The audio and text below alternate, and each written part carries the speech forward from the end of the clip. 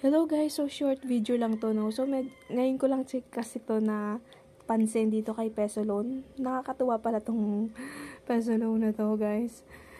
Pag pinindit nyo guys tong login, ayan, may mga points siya guys, diba? Every time magpabayad kayo is may points. Lagi nyo pipindutin tong login. Everyday yan guys, ha? Everyday. Tapos may mga ano dito, task, daily task or featured task. Yan. Diba? Nakakatawa, guys. Yan.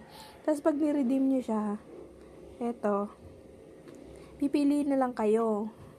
Bawa, may 20 points na kayo. Ayan, pipiliin nyo na lang if increase limit coupon or repayment coupon. So,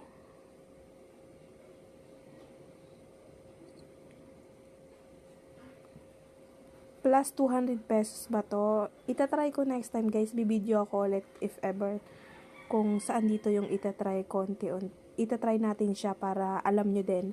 Itong repayment coupon, siguro ito yung babawa sa loan nyo. So nakakatawa din pala itong si Peso Loan. Ngayon ko lang to siya na-encounter.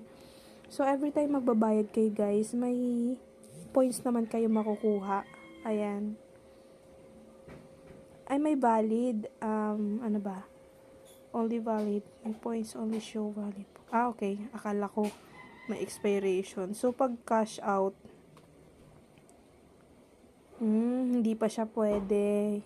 Inaaral pa lang nila. So, ayun lang guys. So, natuwa lang ako. Try nyo rin to si Peso Loan. At for me guys mababa interest niya. For me lang po. Okay siya kasi ilang days nyo rin naman siyang babayaran. So, ayun lang. Thank you.